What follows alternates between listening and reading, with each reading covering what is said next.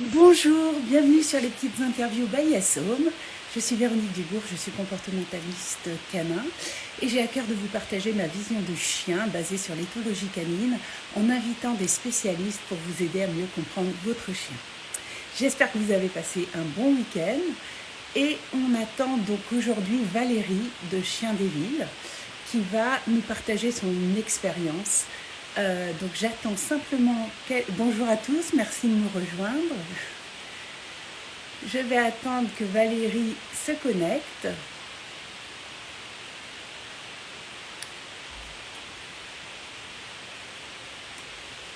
Je la vois arriver. N'hésitez pas pendant toute la durée du live à poser vos questions. Voilà. Alors.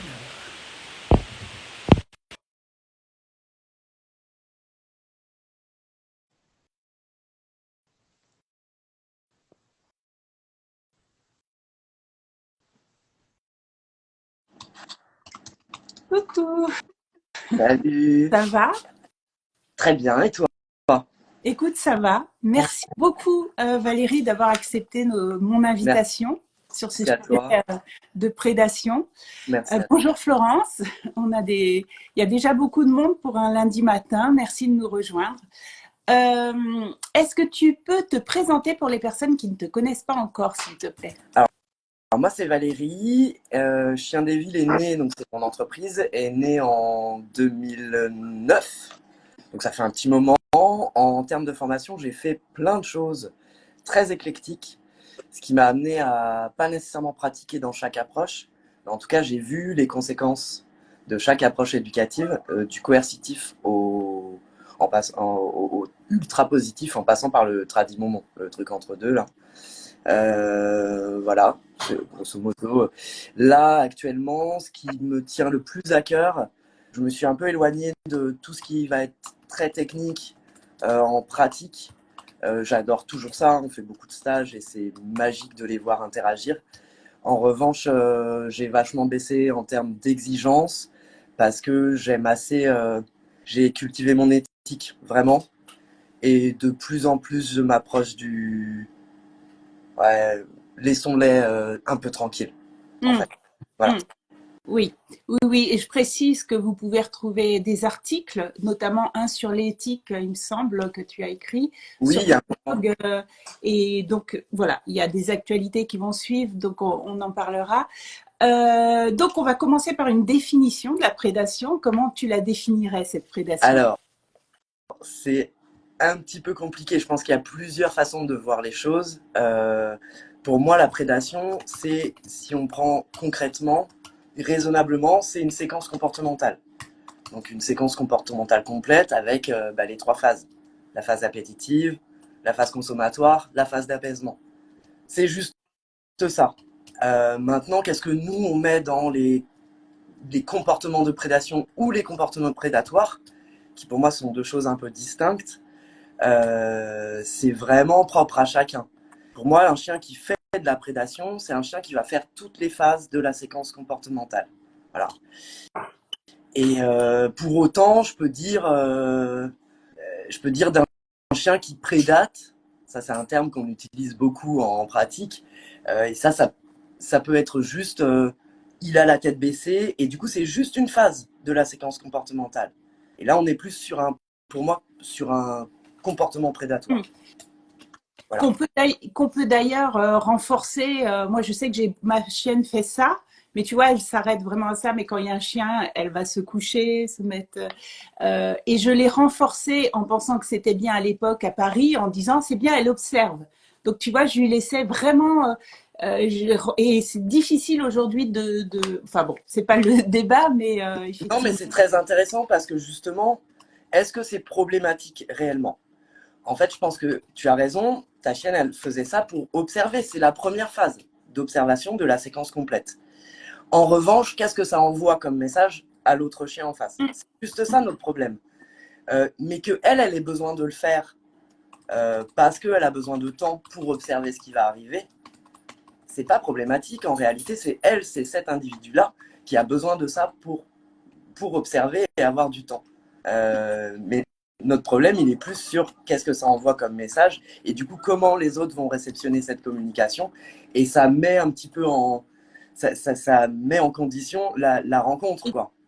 C'est ça qui est problématique. Mais c'est intéressant ce que tu dis. Du coup, est-ce que toi, si je pouvais revenir en arrière, est-ce que tu m'aurais suggéré de laisser faire parce que c'était son besoin, tout en mettant en face de la gêne, de l'interrogation chez les autres, ou est-ce qu'au contraire, tu m'aurais dit, bah, prends la longe et fais-la se déplacer, Alors, etc.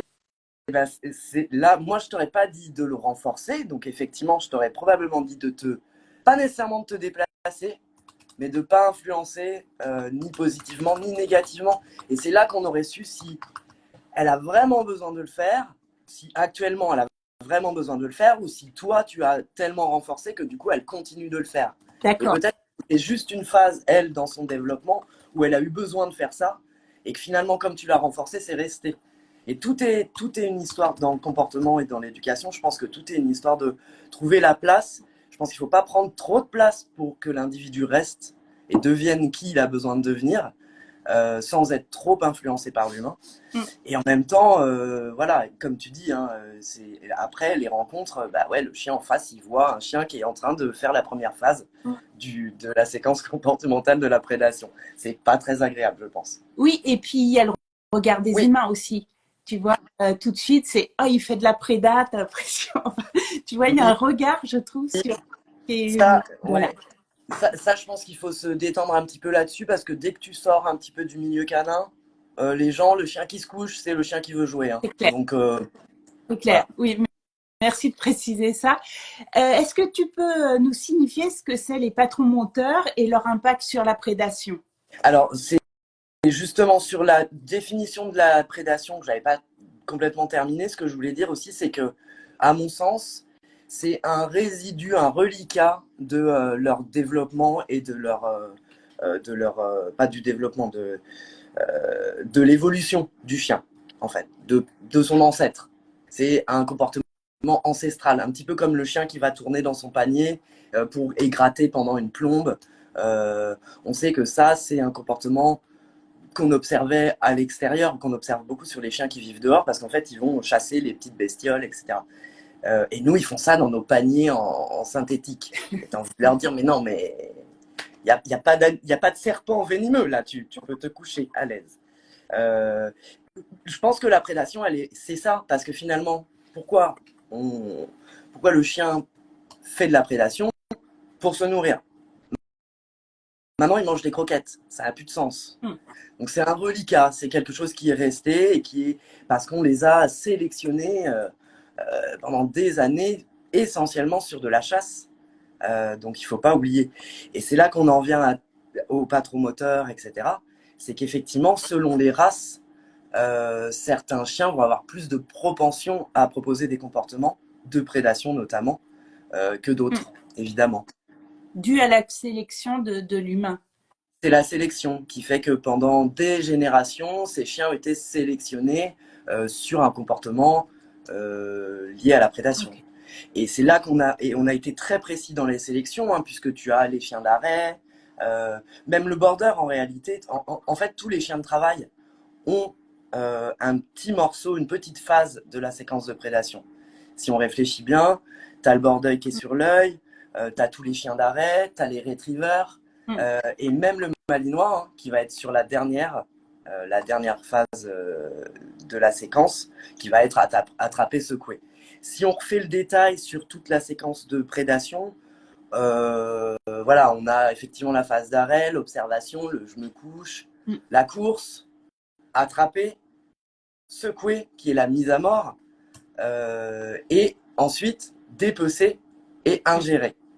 Des chiens qui font la séquence complète, finalement, il n'y en a pas tant que ça.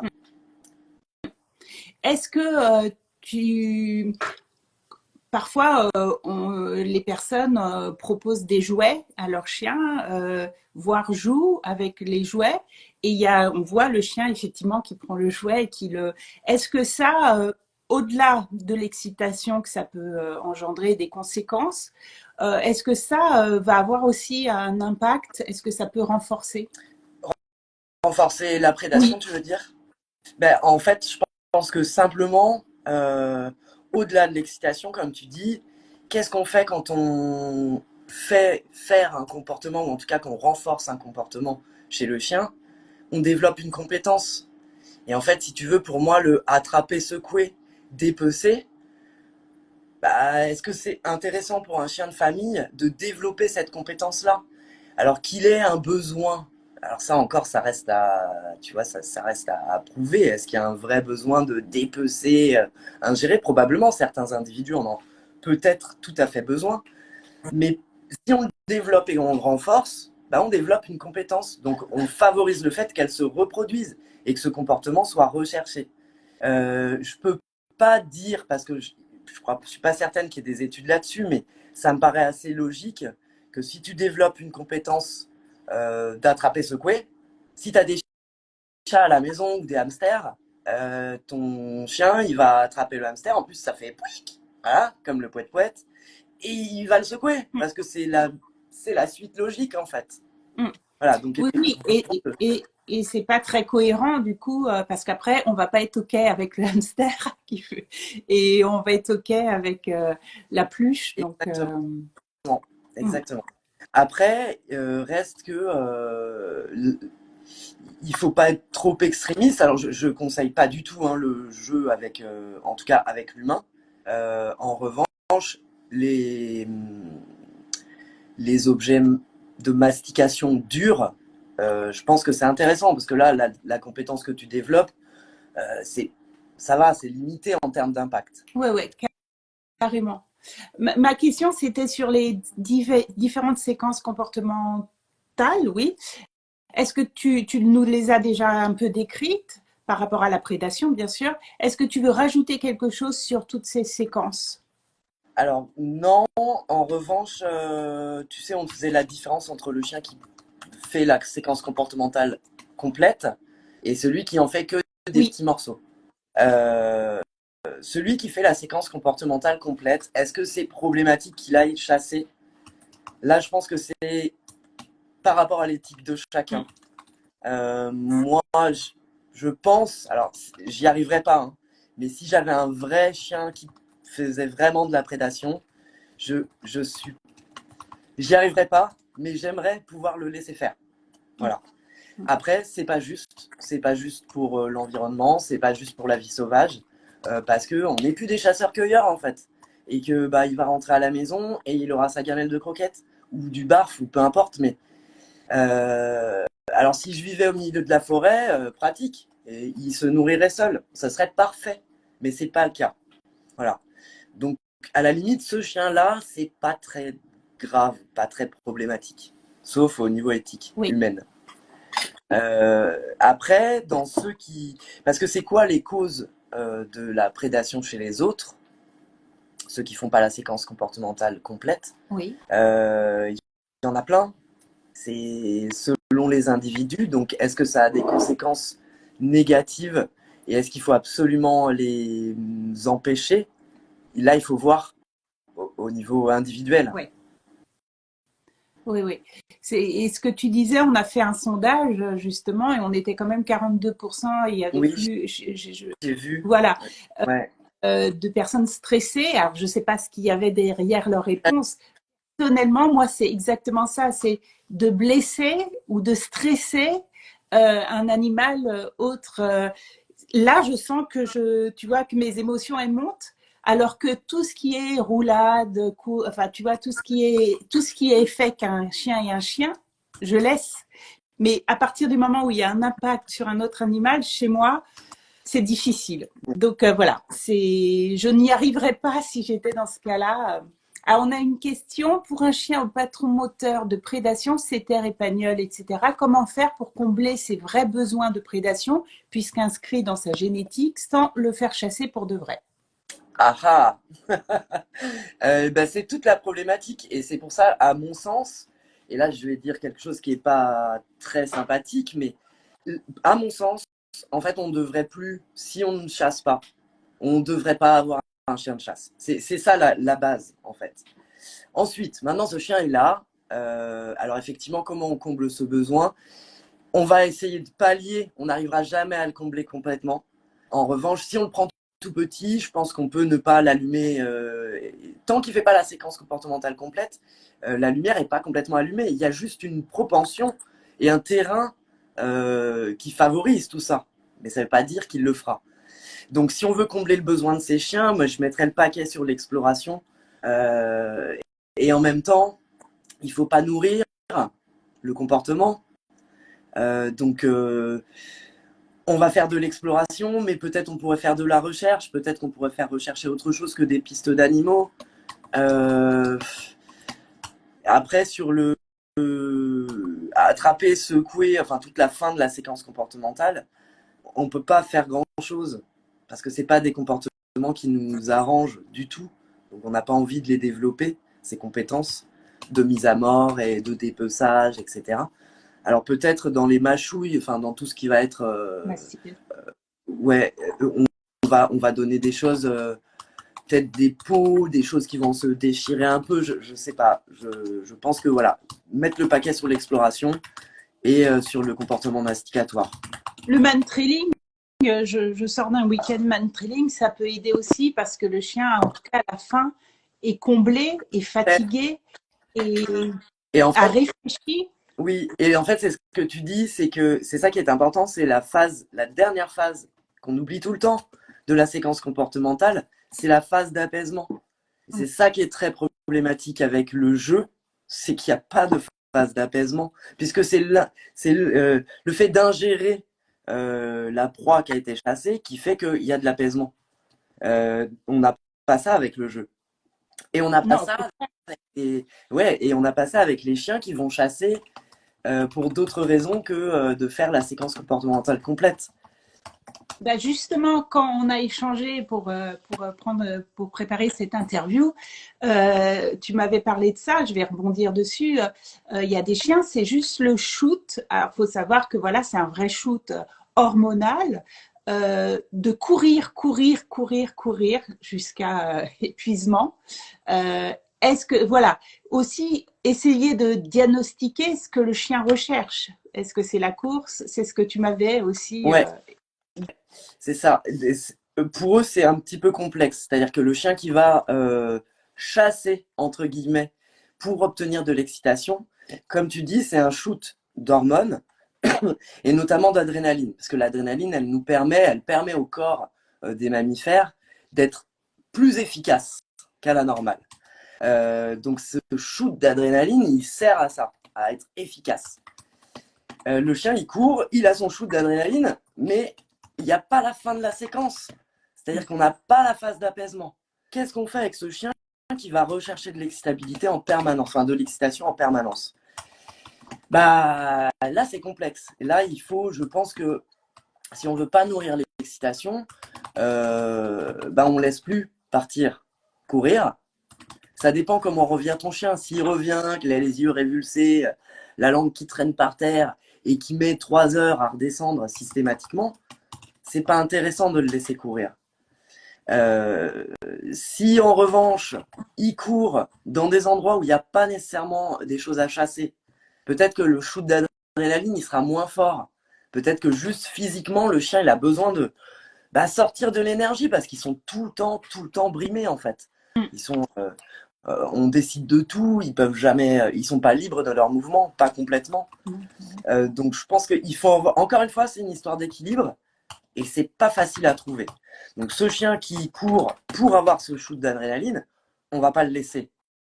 Voilà, pour pas mettre de l'eau dans son moulin en fait.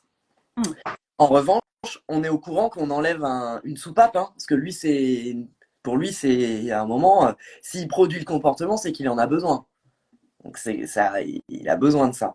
Donc est-ce qu'il a besoin de ça pour aller prendre son adrénaline, ou est-ce qu'il a besoin de ça pour aller décharger de quelque chose? C'est aussi une possibilité. Et c'est là qu'on en vient aussi au chien qui va prédater, tu vois, en balade collective, etc. Et pour fuir, en fait, pour ne plus être avec ou les humains ou avec les autres chiens. Ça, c'est valable aussi quand tu es en balade. Enfin, moi, je l'ai vu avec. J'ai une chienne croisée chien de protection. qui a une énergie folle. C'est une chienne qui est assez calme en temps normal, mais quand elle monte très haut, très fort, très vite. Elle redescend aussi vite, hein. Mais pour autant, quand je l'ai eue dans les débuts, elle partait beaucoup, mais juste pour courir. Un jour, elle a croisé des chevreuils. Donc après, elle partait, mais pour courir derrière quelque chose. Et là, quand elle revenait de balade, quand on revenait de balade, elle se posait pas en fait, hein. Elle était haute, elle était montée en excitation et elle mettait super longtemps à redescendre.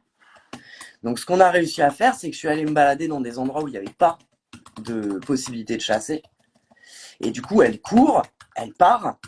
Et je pense que là, je comble un besoin d'indépendance, simplement. Il y a celui-ci aussi. C'est, moi, les humains, là, j'en peux plus, en fait. Je me barre. C'est une chienne qui est assez indépendante. Elle s'en va, elle veut plus me voir, elle veut plus m'entendre, elle veut plus me sentir, elle veut aller dans son monde de chien. Je l'entends. Donc, du coup, elle le fait. Après, avec le lien, on a réussi à, tu vois, je peux la rappeler, elle revient. Voilà, il n'y a pas de. Mais c'est toujours. Et en éduque, c'est ça qui est infernal, c'est que t'as pas une réponse à une question, tu as des milliards de réponses à une question, selon l'individu. Oui, Voilà. bonjour Catherine, bienvenue. Donc oui, l'humilité d'où l'importance en éduc de faire des bilans, de creuser, de lire, d'observer. C'est très important, je trouve, ce que tu as partagé au niveau du contrôle de l'humain aussi. Parfois, il y a un fond sonore d'une voix qui parle et qui rappelle son chien et qui rappelle son chien. Donc voilà, c'est aussi prendre conscience de ça et de leur lâcher la grappe. Ah, bien sûr, à ça s'oppose la sécurité. Moi, je sais quand je suis arrivée dans la campagne, Yes, elle a eu les premiers temps où elle m'a fait les 400 coups, mais ma valeur liberté était plus forte que le reste. J'ai laissé faire et aujourd'hui, elle part plus. Et je pense que le lien aussi est important, notre lien. Est-ce que tu peux en parler du lien dans cette relation d'autonomie qu'on laisse à notre chien? Comment il va avoir une réponse par rapport à la préda? Je pense que c'est un petit peu ce que tu as dit, c'est-à-dire qu'à un moment, si tu fais confiance et que ta valeur liberté, elle est importante, tu respectes l'individu, l'individu, il te le rend en fait. Le lien, il se renforce. Ce qui fait que ton chien qui va partir, tu seras toujours dans un petit coin de sa tête. Alors que si t'as pas de lien, tu n'existes pas, hein, tu n'es pas là. La chasse devient plus importante que l'humain. Plus tu renforces le lien, évidemment, et moins le chien aura tendance à t'oublier et à te mettre de côté. Voilà. Et c'est là qu'il faut un petit jeu de. Moi, je veux pas d'un chien qui va rester à mon pied, en fait, en balade.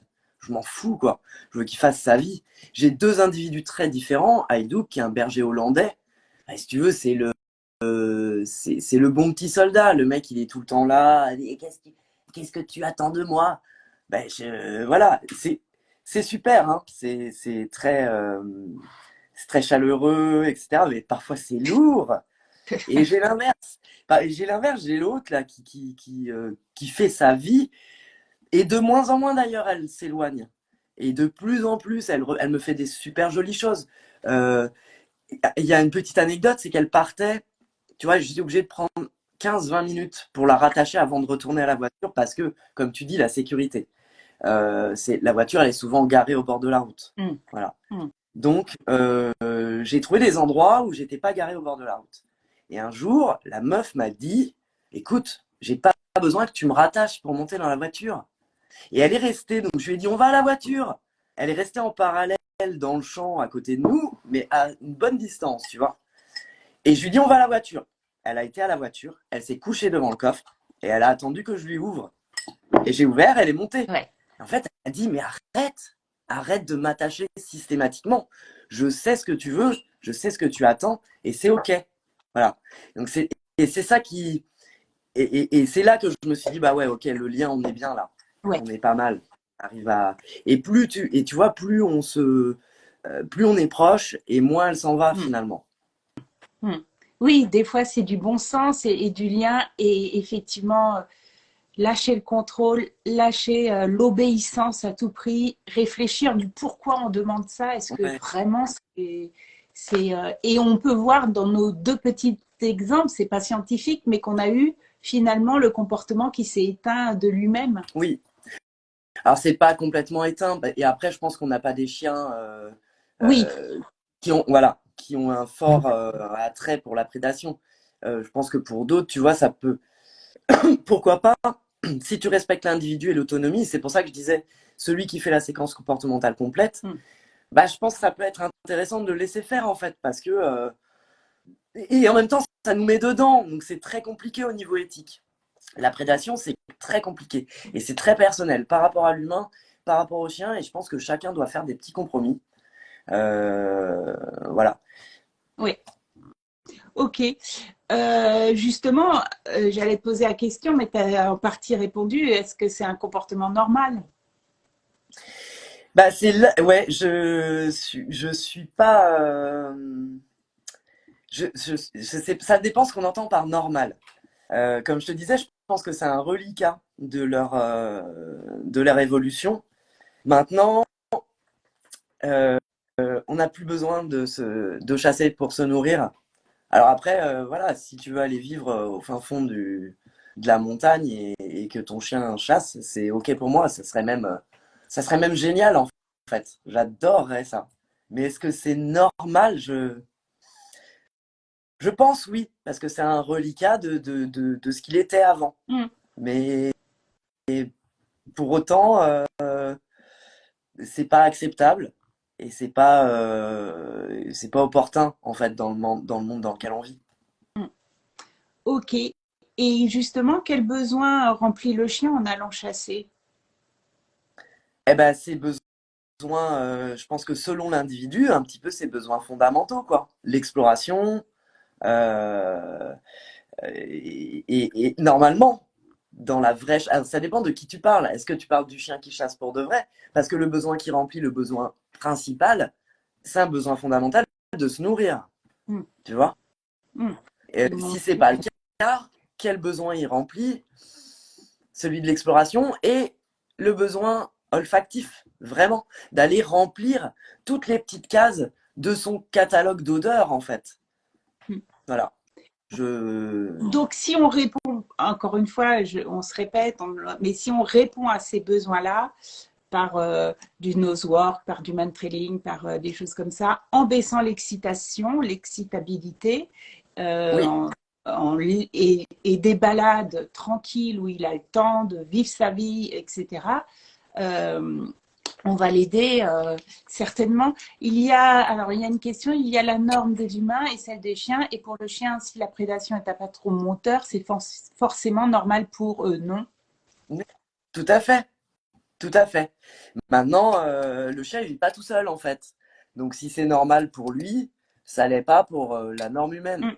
Donc, ou alors, il faut chasser et du coup cadrer cette activité. Est-ce qu'on peut parler d'agressivité de ces chiens?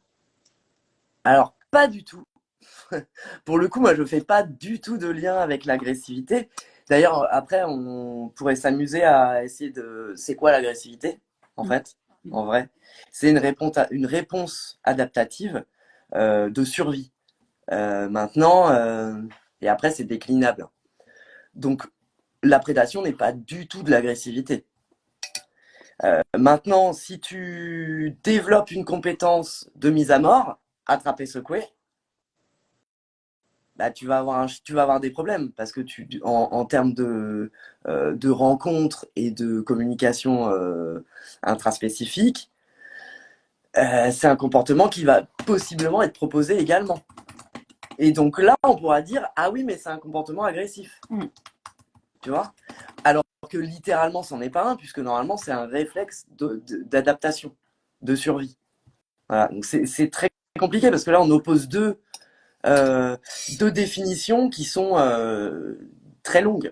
Et, et d'autant qu'il y a aussi parfois un manque de pédagogie, le grognement, les montrer les dents, peu importe, fait partie de la communication de l'éthogramme du chien.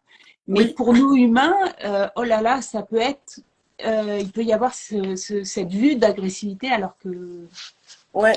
Mais la vue d'agressivité, ça dépend ce que tu dis. Quand tu parles d'agressivité, effectivement, comme tu le dis, montrer les dents, en fait, il y a des comportements qui servent à éloigner l'autre, il y a des comportements qui servent à rapprocher ou à se rapprocher. Voilà, donc pourquoi le chien grogne, pourquoi le chien montre les dents, c'est de la communication, comme tu dis, ça fait partie de son dictionnaire. On n'a pas le droit et on ne peut pas arracher ces pages. Euh, Mm. Si tu arraches ces pages, et ben, il va prendre la suivante, qui est la morsure en fait. Si tu enlèves le grognement, il va aller prendre la morsure, parce que c'est un besoin fondamental de communiquer des émotions. Voilà. Oui. Et pour revenir à ma question précédente, du coup, souvent, on parle de réactivité et de prédation et il y a une espèce de, comme ça, de confusion. Euh, est-ce que tu peux nous dire les différences entre un chien dit réactif et un chien qui prédate? Ben, ça n'a aucun lien. C'est comme avec l'agressivité en fait.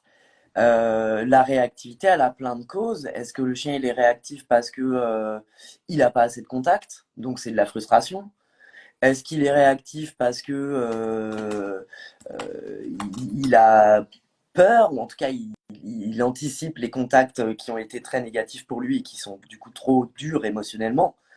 Est-ce que c'est de la réactivité parce que vraiment ce chien est habitué à aller castagner d'autres chiens, ce qui reste assez rare? Euh, on ne sait pas, mais en tout cas, il n'y a pas de lien du tout, du tout, du tout avec la prédation. Alors, sauf si, effectivement, je viens de voir la scène, effectivement, si tu as un chien qui est habitué à faire des séquences comportementales de chasse incomplètes ou complètes, et qu'il voit un petit chihuahua Ouais. ou un enfant euh, euh, qui bouge et que ça allume directement dans sa tête la prédation. Mais alors là, il faut travailler. Hein. Et il faut aller travailler sur de la désensibilisation et allô, reconnecte-toi, ceci est un enfant, ceci est un chien, oui, malgré sa taille. Voilà, mais à part pour ce chien-là, il n'y a aucun lien avec la réactivité. Et c'est bien la socialisation de voir d'autres chiens, petits, tout petits, pour des chiens de chasse, qui va les aider à faire la différence avec. Et moi, je viens d'avoir une image du chien, tu sais, qu'on voit qui est en pleine chasse, de ces groupes de chiens qui sont tellement montés que Oui, là, et je suis pas sûre qu'ils puissent même réfléchir et il y a ouais, un truc qui passe. c'est ça. Voilà. Ouais, c'est ça dont on n'a pas parlé dans la première phase de notre entretien, effectivement. Il y a un moment, ça m'est venu. C'est vrai que là, il peut y avoir une problématique quand ton chien est parti chasser et qu'il est monté tellement haut que là, n'importe quoi qui passe, bah, de toute façon, lui, il est en mode chasse, quoi. Reste que je pense qu'un chien qui est correctement monté, qui n'est pas monté à l'envers, euh, il va pas aller manger un Yorkshire en fait, même s'il le croise en plein moment de, de prédation. S'il n'est pas trop monté, ça devrait bien se passer. Voilà. Et là, on pense aux meutes de chasse à Oui, courre, etc. Et oui. là, ouais, ouais. Mais parce que là, je pense qu'on est en lien direct avec ce qu'on a évoqué au niveau de l'excitation. C'est ça monte tellement en termes d'excitation. Euh, je ne sais pas s'il y a des études de fait là-dessus, mais je pense qu'à ce moment-là, euh, le groupe d'individus chiens, il est plus efficace. C'est du travail de bourrin, en fait. Mais il est plus dans la réflexion. Il est plus dans la Non, mais réflexion ouais. de la C'est chasse. exactement ça. Au niveau des études, je ne sais pas pour les chiens, mais en tout cas, l'excitation égale le système nerveux qui est dans le sympathique, et le sympathique, c'est la réponse bagarre ou fuite. Oui, Donc, on voit bien qu'il y a un truc qui est automatique. C'est pour ça qu'il s'appelle le système nerveux autonome. Donc, on voit bien que effectivement, ça engage à des pétages de plomb euh, possibles. Je vois qu'il y a une question. Du coup, un border collie, par exemple, qui course un jogger, il est en séquence préda ou il fait plutôt du troupeautage, ou bien ou bien est-ce de toute façon la même chose? Alors, je dirais pas les choses comme ça. Je dirais pas que c'est tout à fait la même chose, mais c'est ce qu'on disait tout à l'heure, effectivement. Le troupeau, après, il y a eu la main de l'humain, et c'est-à-dire on l'a façonné comme ça nous intéressait. Mais la toute base, c'est effectivement un morceau de la séquence comportementale de prédation. Avoir l'œil là, être sur l'œil, comme on dit pour le border, c'est initialement un morceau de la séquence de prédation. Maintenant, un border qui troupote, je dirais pas qu'il fait de la prédation, ce serait faux en fait, puisqu'il fait juste si tu veux, c'est comme un terrier qui creuse un trou. Voilà. Hmm. Est-ce qu'il fait de la prédation? Bah non, c'est pas, on peut pas proprement parler de prédation à ce moment-là. Ok. Ok. Je voyais que j'avais des questions, mais qu'on a déjà plus ou moins répondu, donc je vais pas. Oui, parce que ma question c'était comment l'humain peut-il éviter de renforcer ce comportement chez son chien, mais on l'a déjà. Tu as un peu répondu à ça. Est-ce que peut-être tu veux rajouter quelque chose? Et dans l'ensemble de la prédation, et si vous avez d'autres questions, surtout n'hésitez pas. Il y a des petites choses auxquelles on pense pas nécessairement, mais si tu veux, si ça te, tu vas faire la balise Argos là, quand ton chien est parti explorer loin, éventuellement chasser. Si toi tu lui dis Kiki, reviens, ça revient à lui dire Kiki, je suis là. Du coup, le mec, il finit son truc en fait. Hein. Il sait, hein, l'humain, il est là-bas. Bon, bah ça c'est, si tu veux, ça va quelque part, ça va un petit peu renforcer son truc parce qu'il va pas se dire ah merde, ça fait longtemps que j'ai pas vu l'autre là, je vais peut-être éventuellement le rechercher. Voilà. Donc ça, après c'est pareil, si c'est pas trop ok, si t'as un qui a tendance à vraiment être très intense dans le mulottage, tu vois, de creuser des trous là. Si ça creuse des trous et qu'il est capable de creuser des trous pendant 1 heure si tu le laisses, là est-ce que c'est opportun? Je ne sais pas. Du coup, peut-être que s'éloigner du trou et ne pas insister sur ce comportement. Alors, je veux dire, il continue de le faire, c'est bien. Au bout d'un moment, il est trop loin de toi, il va revenir. Mais là, encore une fois, il faut s'ajuster. Il y a des chiens, si tu pars un chouille trop tard, c'est fini, il t'oublie, il reste dans son trou, il va creuser pendant 4 heures, quoi.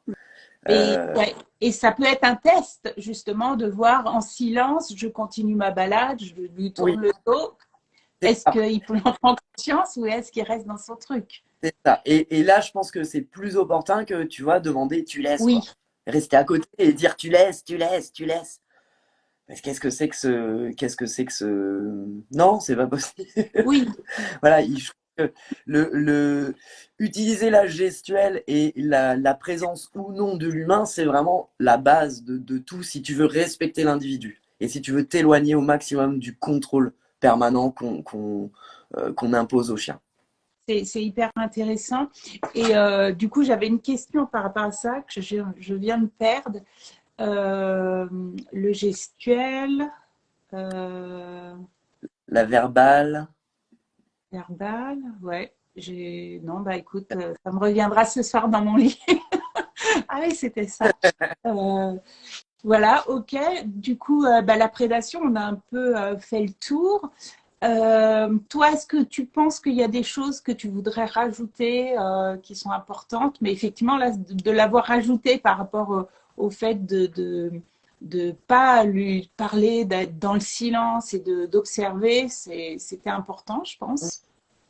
oui, après, selon les individus, effectivement, je pense qu'il y a certains chiens, si tu les laisses un peu trop, qui sont en libre, ils vont avoir tendance à. C'est là que je te dis, c'est compliqué parce qu'il faut s'ajuster. Elle est revenue ta question? Elle est revenue. Ah, vas-y. Merci, merci. Bah, c'était justement le travail de longe. Un chien dont on sait qu'il est chasseur, chien de chasse, etc. Une longe de 15 mètres, est-ce que c'est OK pour toi? Est-ce que ça va aussi? Est-ce qu'on peut lui répondre à ses besoins? Est-ce qu'on peut l'aider comme ça? Oui, si tu as décidé de travailler sur la prédation, effectivement, en revanche, le travail de longe ne va pas euh, au bord du petit ruisseau qui traverse la forêt parce que c'est le point où tous les sangliers vont aller boire de l'eau en fait. Donc D'accord. ne va pas dans des endroits, donc c'est bien d'utiliser la longe, mais c'est une contrainte et c'est un outil contraignant, faut pas se mentir. Donc évidemment, on va essayer d'aider le chien sur tout le contexte en fait. Et donc on va plutôt aller en parc, on va aller plutôt dans des endroits où il n'y a pas tellement d'odeur de prédat, enfin d'animaux. Euh, mais ça peut être. Je pense que garder son chien en longe pendant 1 an, tu peux diminuer en fait le comportement de prédation. Hmm. Ça se travaille. Je dirais, moi quand on m'appelle pour ça, je suis très honnête, je le dis, ça va être dur, ça va être long. Et peut-être même on n'y arrivera pas. C'est un truc, vu que c'est un comportement ancestral, comment tu veux retirer ce truc du cerveau du chien? Une fois que c'est allumé, on peut plus le. C'est plus possible en fait. On va mettre des pansements, on va bidouiller, on va s'arranger, mais ça sera pas. Sauf si c'était que le comportement du shoot qu'on a vu, sauf si Exactement. donc c'est Si c'est de l'excitation, voilà, tout à fait. Si c'est uniquement la recherche d'excitation, c'est évident que tu gardes ton chien en longe, mais c'est surefficace, quoi. De nouveau, quand tu vas le redétacher, il va pas aller rechercher ce truc, puisque tu auras comblé. Et surtout, tu auras fait redescendre et il sera plus addict euh, à ça. ce jeu C'est d'excitation. exactement ça. Ouais, D'où l'importance de passer des étiquettes et d'observer assez longtemps pour voir vraiment est-ce qu'on met une étiquette trop vite, comme on peut le faire avec la réactivité. Des fois, c'est trop vite, etc. Je vois qu'il y a des questions. Selon toi, où est la limite entre de la prédation et de la... J'ai pas la suite. de la décharge prédatoire. Merci.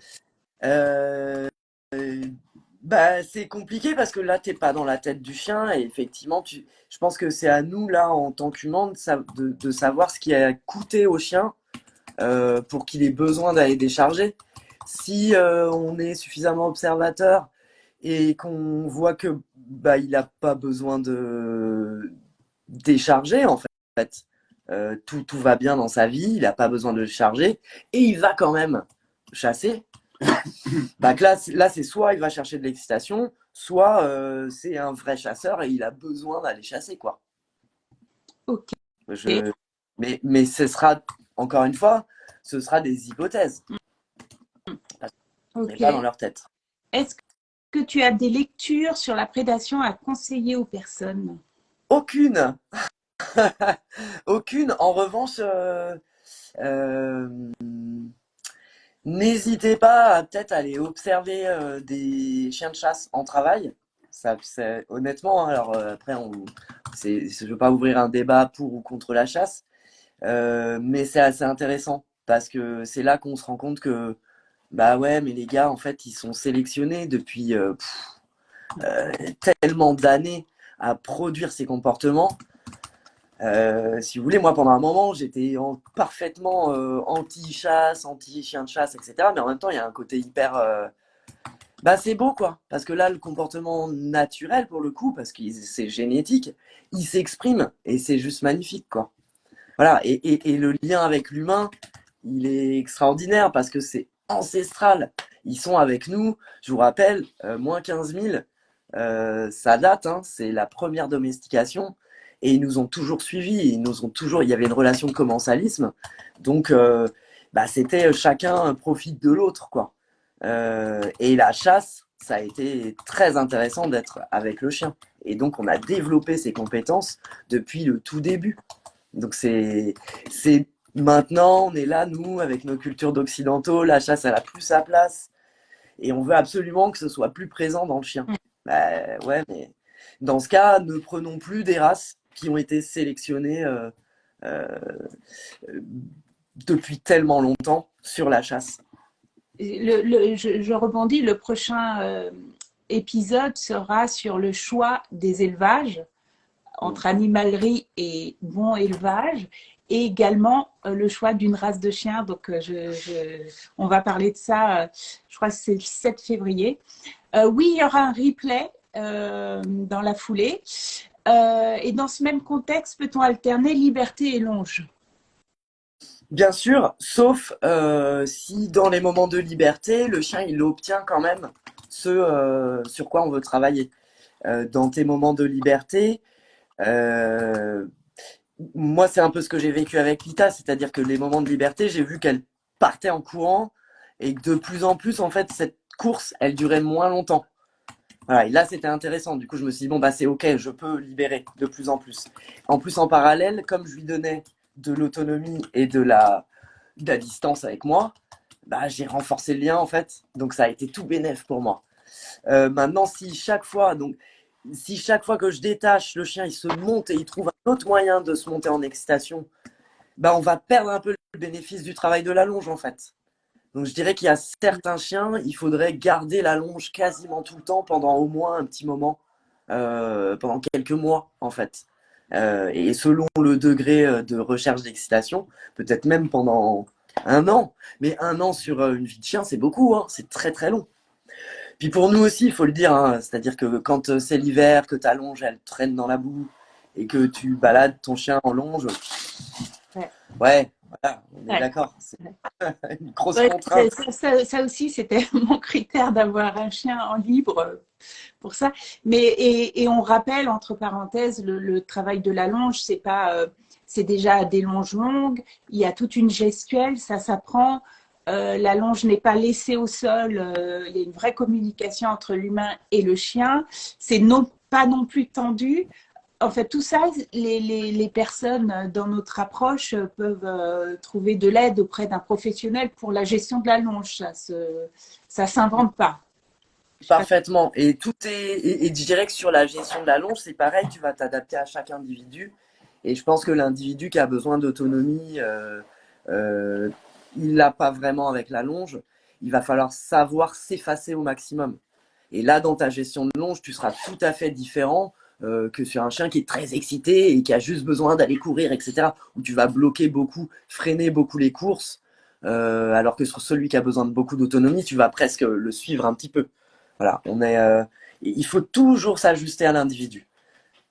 Ouais, c'est Sinon, intéressant. en fait, je pense que peu importe l'approche que tu prends, si tu t'ajustes pas à l'individu avec les défauts qu'il a, hein, voilà, tu vas enlever juste ça doit être sécuritaire. Point. Le reste, il a des défauts. Ok, je respecte l'individu. Sinon, on est quoi? On est contrôlant. Et Mm. on a beau avoir l'approche de machin, de bidule, de chien libre, de tout ce que tu veux, bah en fait, t'es contrôlant. Ouais. Ouais, ouais, ouais. Non, mais le contrôle est une réponse à un stress interne. Parfaitement. Pour moi, le stress, moi humain, je contrôle. Donc aussi, d'où l'importance aussi avoir un chien, c'est travailler sur soi, Tout à fait. c'est évoluer, c'est lâcher, c'est une belle aventure. Même si Et c'est d'ailleurs, je pense qu'on n'a pas des chiens par hasard. Euh, ils arrivent à des moments de nos vies ouais, où, en général, voilà, on a des choses à bosser. Et c'est un petit peu comme les enfants. Les mecs vont mettre le doigt pile là où ça fait mal, juste là où il faut travailler. c'est ça, ça commence par nous. Les chiens, c'est aussi des charognards. Des charognards, ils partent aussi parce qu'ils sont sur la piste d'une charogne. Pour ma part, parfois je le suis et parfois je n'ai pas la suite, je sais pas pourquoi. Ah, bah je l'ai pas non plus. Mais en tout cas, on a bien compris effectivement le partage d'expérience. Catherine nous dit avec les défauts qu'il a et tes propres limites. Oui, Exactement. c'est ça. C'est tout à fait ça. Ok. C'est ça. Écoute, on arrive sur la fin de l'entrevue. Est-ce que si tu avais un message à nous transmettre ou un conseil en général, ce serait lequel? Euh, alors, ça va être un petit peu brutal, mais ça serait lâchez-leur la grappe, en fait. Ce serait vraiment, ouais, voilà, vraiment qu'on arrête. Moi, il y a des trucs qui me. Tu vois, là, notamment en balade, par exemple, on n'en a pas parlé, mais à droite, à gauche. Non, mais que ça s'arrête, en fait. Pareil, assis debout couché. Quand est-ce que ça s'arrête? Quand est-ce qu'on arrête tout ça? Lâchez-les, quoi. Laissez-les tranquilles si vous les aimez vraiment. Aimez-les comme ils sont. Et comme tu disais, on va veiller à ce qu'ils soient en sécurité, à ce que l'environnement soit en sécurité. Mais le reste, dans ce cadre-là, qu'ils soient ceux qui sont, ceux qu'ils ont besoin d'être. Voilà, c'est ça mon message. Merci, Lâchez-leur un peu la... merci. Oui, ce live sera en replay dans la foulée. Vous pourrez le partager, le regarder, l'enregistrer. Alors, la question rituelle, si tu étais à ma place, qui aimerais-tu interviewer? Alors, j'ai Isis Martinez de Nawal, Ok, parce que je pense que pour le coup, elle a pas mal de notions, elle a bossé en éthologie et je pense qu'elle a pas mal de notions. Elle pourrait te parler des études scientifiques et des biais, etc. Et ça, je pense que c'est intéressant parce qu'on a souvent tendance à se fixer sur des études, à s'appuyer pour argumenter sur des études scientifiques. Mais je pense que c'est pas si simple que ça. Et en plus, chez le chien, on en manque cruellement sur plein de sujets, parce que ça fait très peu de temps qu'on s'intéresse réellement à eux, alors que c'est les premiers animaux qu'on a domestiqués, c'est quand même un comble. Mais ouais, Isis, ça serait chouette. ok Isis, bah, si tu nous entends, je vais te contacter bientôt et puis on verra un thème qu'on peut trouver toutes les deux. Ok, bah écoute, vraiment, je suis comblée par cet entretien. C'était un plaisir. Merci pour tout. C'était top. Et je vais donc mettre le replay dans la foulée. Je vous dis au 7 février sur choix d'élevage, choix de race avant d'adopter. Alors bien sûr, je ne vais pas faire un prosélytisme sur les élevages par rapport aux chiens de refuge et aux associations. C'est pas du tout le propos. Le propos, c'est si on choisit d'acheter un chien en élevage, autant que ça soit pas une animalerie ou un mec qui fait 15 000 races dans des conditions difficiles. C'est ça le propos du prochain live. Merci à tous. Merci Valérie. Merci beaucoup. Merci à toi. Et Merci à tous. comme disait mon grand-père, prends ce que tu veux et laisse le reste. À bientôt. Ciao tout le monde.